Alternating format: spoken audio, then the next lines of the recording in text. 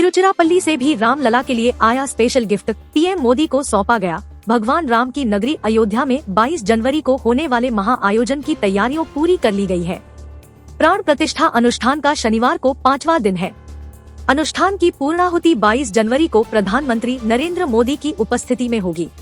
श्री रंगनाथस्वामी मंदिर के पीठासीन देवता की ओर से राम लला के लिए गिफ्ट। तमिलनाडु के तिरुचिरापल्ली में श्री रंगनाथस्वामी मंदिर के पीठासीन देवता की ओर से प्रधानमंत्री नरेंद्र मोदी को अयोध्या में राम मंदिर ले जाने के लिए एक उपहार दिया गया। पीएम मोदी ने शनिवार सुबह यहां पूजा अर्चना की। बैरागढ़ हुआ राममय, 11,000 भक्तों ने किया हनुमान चालीसा पाठ। मुख्यमंत्री मोहन यादव बोले, राम राज्य की कल्पना हो रही साकार। हेमू कालानी स्टेडियम में मुख्यमंत्री डा मोहन यादव और उप मुख्यमंत्री राजेंद्र शुक्ल की मौजूदगी हुआ विशेष धार्मिक अनुष्ठान। विधायक रामेश्वर शर्मा भी रहे मौजूद। अयोध्या के मंदिर में 22 जनवरी को होने जा रही रामलला की प्राण प्रतिष्ठा का उत्सव शुरू हो चुका है। इससे देश दुनिया में बसे करोड़ों राम भक्त आह्लादित हैं। जगह जगह धार्मिक आयोजन हो रहे हैं। राम मंदिर बनने की खुशी में शनिवार को संत हिरदाराम नगर के बलिदानी हेमू कालानी स्टेडियम में सामूहिक हनुमान चालीसा का पाठ किया गया। मुख्यमंत्री डा मोहन यादव, उप मुख्यमंत्री राजेंद्र शुक्ल और स्थानीय विधायक रामेश्वर शर्मा की मौजूदगी में करीब 11,000 राम भक्तों ने मिलकर पाठ किया। समूचा स्टेडियम भगवा रंग में रंगा नजर आया। सुंदरकांड व भजन मंडलियों की बुकिंग फुल, 2 गुना रुपए देने पर भी कार्यक्रम को राजी नहीं, फूलों के भी दाम बढ़े। उज्जैन में 22 जनवरी को होने वाले आयोजन के चलते सुंदरकांड व भजन मंडलियों की बुकिंग फुल हो गई है। अयोध्या में 22 जनवरी को होने वाले श्री राम मंदिर प्रतिष्ठा का महोत्सव धर्मनगरी उज्जैन में भी भव्य रूप से मनाया जाएगा। शहर में सैकड़ों स्थानों पर भजन संध्या, अखंड रामायण व सुंदरकांड का पाठ होगा। इसके लिए सुंदरकांड व भजन मंडलियों की एडवांस बुकिंग हो चुकी है। आलम यह है कि 2 गुना भेंट राशि देने के बाद भी मंडल संचालक प्रोग्राम लेने को तैयार नहीं है। यही स्थित लाइट व टेंट व्यवसाय की है। डेकोरेशन के लिए लाइटिंग नहीं मिल पा रही है। फूलों के दाम भी 2 गुना हो गए हैं। साउंड लाइट और पूजन सामग्री से लेकर केटरिंग में बूम, 35% तक बढ़ी बिक्री। व्यापारी बोले, दिवाली जैसा व्यापार हो रहा। 22 जनवरी को होने वाले राम लला के प्राण प्रतिष्ठा कार्यक्रम को लेकर इंदौर में कई कार्यक्रम होना है, जिसके चलते इंदौर के साउंड लाइट और पूजन सामग्री से लेकर केटरिंग व्यापार में 30 से 35% तक बढ़ोतरी हुई है। 22 जनवरी अयोध्या में होने वाली राम लला की प्रतिमा की प्राण प्रतिष्ठा को लेकर पूरा देश राममय है। इस दिन न सिर्फ अयोध्या बल्कि देश भर में कार्यक्रम हो रहे हैं, जिससे व्यापार भी बढ़ गया है। बात मध्य प्रदेश की आर्थिक राजधानी इंदौर की करे तो यहाँ के व्यापार को भी बूम मिला है। खास तौर पर साउंड एंड लाइट, केटरिंग, पूजन सामग्री और झंडों के व्यापार में बढ़ोतरी हुई है। व्यापारियों के अनुसार 22 जनवरी को लेकर होने वाले आयोजन के चलते व्यापार सामान्य दिनों के मुकाबले 30 से 35% तक बढ़ गया है। आलम यह है कि व्यापार दिवाली पर होने वाले व्यापार से भी बेहतर होता दिख रहा है। अकबर ने रामायण का कराया था अरबी में अनुवाद, ग्वालियर में सुरक्षित है मूल प्रति। मुगल सम्राट अकबर ने भगवान राम के चरित्र को अरब देशों तक पहुंचाने के लिए रामायण को अरबी भाषा में लिखवाया था। अरबी भाषा में हाथों से लिखी गई एक रामायण ग्वालियर में गंगादास की बड़ी शला में आज भी मौजूद है। मुगल सम्राट अकबर ने भगवान राम के चरित्र को अरब देशों तक पहुंचाने के लिए रामायण को अरबी भाषा में लिखवाया था। अरबी भाषा में हाथों से लिखी गई एक रामायण ग्वालियर में गंगादास की बड़ी शला में आज भी मौजूद है। अरबी में लिखी इस रामायण की स्याही इतनी पक्की थी कि आज भी वही चमक बरकरार है और इसे आज भी आसानी से पढ़ा जा सकता है। छिंदवाड़ा में विकसित भारत यात्रा के दौरान मंच पर भिड़े कांग्रेस विधायक और भाजपा जिला अध्यक्ष। सारा विवाद उस वक्त शुरू हुआ जब मंच पर भाजपा जिला अध्यक्ष भाषण दे रहे थे। उस वक्त वो कांग्रेस पर जमकर निशाना साध रहे थे।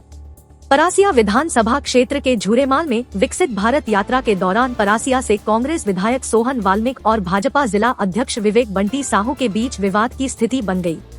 सारा विवाद उस वक्त शुरू हुआ जब मंच पर भाजपा जिला अध्यक्ष भाषण दे रहे थे। उस वक्त वो कांग्रेस पर जमकर निशाना साध रहे थे।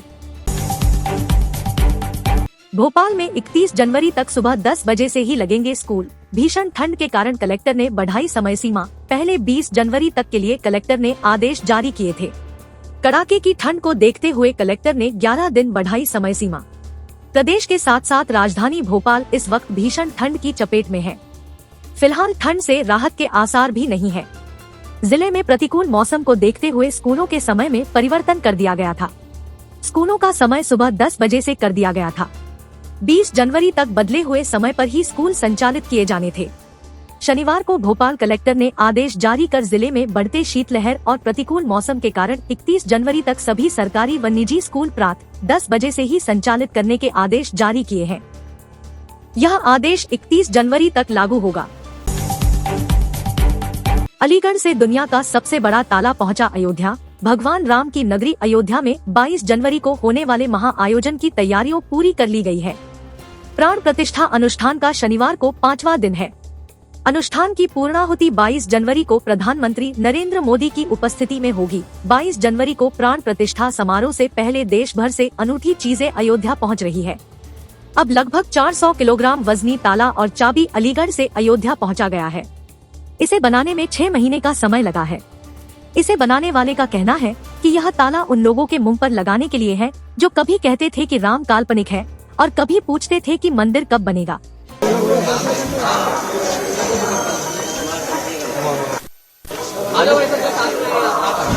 जय श्री राम। गया में राम मंदिर की आलोचना शुरू होते ही गिरा मंच। पूरा देश राममय है, लेकिन छोटे शहरों और कस्बों में तो जबरदस्त उत्साह है। यहाँ प्रभात फेरियां निकाली जा रही है, जिनमें हजारों भक्त शामिल हो रहे हैं। राम मंदिर आयोजन की आलोचना करते ही मंच गिरा। बिहार के गया में एक रोचक घटनाक्रम सामने आया। यहाँ अब्दुल कयूम अंसारी की 115वीं जन्म तिथि पर आयोजित श्रद्धांजलि सभा के दौरान जैसे ही राम मंदिर आयोजन की आलोचना शुरू हुई, मंच धड़ाम हो गया।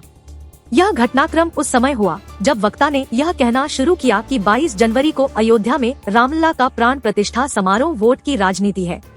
मंच टूटने का वीडियो बहुत तेजी से इंटरनेट मीडिया पर प्रसारित हुआ है। लोग तरह तरह की टिप्पणी कर रहे हैं। यह भी भगवान राम की ही कृपा है कि किसी को चोट नहीं लगी। को जो है अयोध्या में जो है प्राण प्रतिष्ठा का जो आयोजन किया गया, ये दोस्तों सिर्फ वोट लेने का ही सजाती सवाल है दोस्तों कि जिस दिन रामचंद्र जी का जन्म हुआ था उस दिन जो है डेट और दिन में उनको राम जी का पुनः तिथि क्यों नहीं मनाया? तो सरकार की ऐसी हैदराबाद से 1265 केजी लड्डू प्रसाद पहुंचा अयोध्या। एक भक्त हैदराबाद से 1265 किलो का लड्डू लेकर अयोध्या पहुंचा। इसे प्रसाद के रूप में भगवान को चढ़ाया जाएगा। इन लड्डुओं को तैयार करने वाले श्री राम कैटरिंग सर्विसेज के एन नागभूषणम रेड्डी ने बताया, भगवान ने मेरे व्यवसाय और मेरे परिवार को आशीर्वाद दिया है। मैंने जीवित रहने तक प्रत्येक दिन के लिए 1 किलो लड्डू तैयार करने का संकल्प लिया था। मैं एक सर्टिफिकेट भी। ये लड्डू 1 महीने तक चल सकते हैं। 25 लोगों ने 3 दिन में ये लड्डू तैयार किए हैं। नागपुर की मैडम ने बच्चों संग किया राम भजनों पर डांस। पूरा देश भगवान राम की भक्ति में रमा नजर आ रहा है। 22 जनवरी के लिए हर घर, हर मोहल्ला, हर नगर और हर शहर सज कर तैयार है। मंदिरों की साज सज्जा तो देखते ही बन रही है। राम मंदिर और राम भक्तों से जुड़ी तरह तरह की खबरें आ रही हैं। इस बीच स्कूलों में भी विशेष तैयारियां की जा रही है। ताज़ा खबर यह है कि महाराष्ट्र के नागपुर के एक स्कूल का वीडियो वायरल हुआ है, जिसमें एक टीचर बड़ी संख्या में बच्चों के साथ राम भजनों पर डांस करती नजर आ रही है।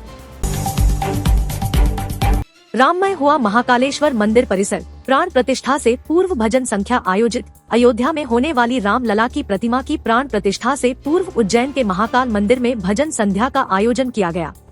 अयोध्या में रामलला की प्राण प्रतिष्ठा की तैयारियां जोरों पर है। इसको लेकर देश भर में कार्यक्रम आयोजित किए जा रहे हैं। इसी कड़ी में उज्जैन स्थित महाकाल मंदिर परिसर में भी राममय हो गया है। यहाँ शुक्रवार को महाकालेश्वर मंदिर में भजन संध्या का आयोजन किया, जिसमें बड़ी संख्या में भक्त शामिल हुए और राम भजनों पर जमकर झूमे।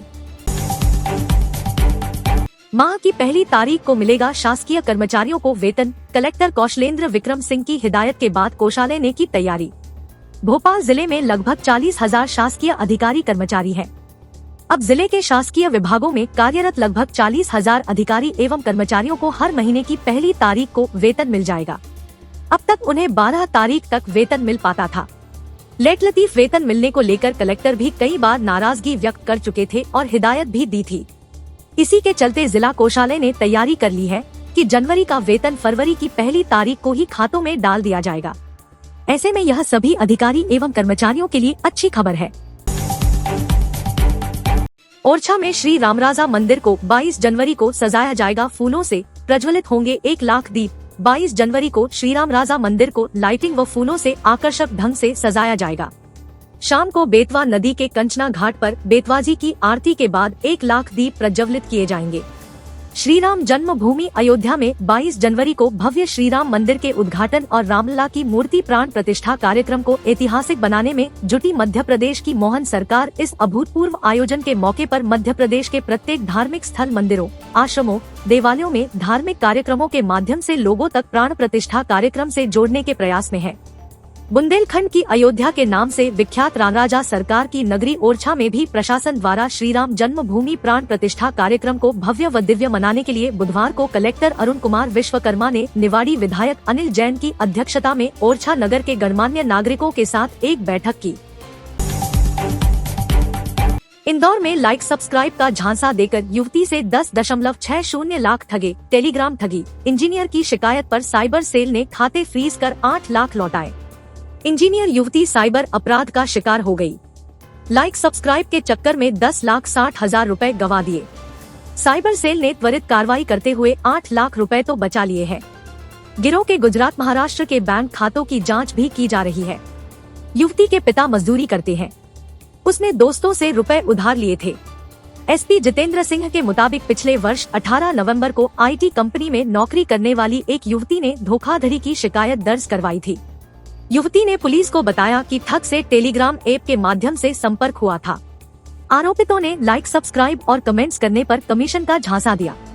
युवती जाल में फंसती गई और युवती से निवेश के नाम पर ठगी शुरू कर दी। शुरुआत में उससे 80,000 रुपए लिए गए।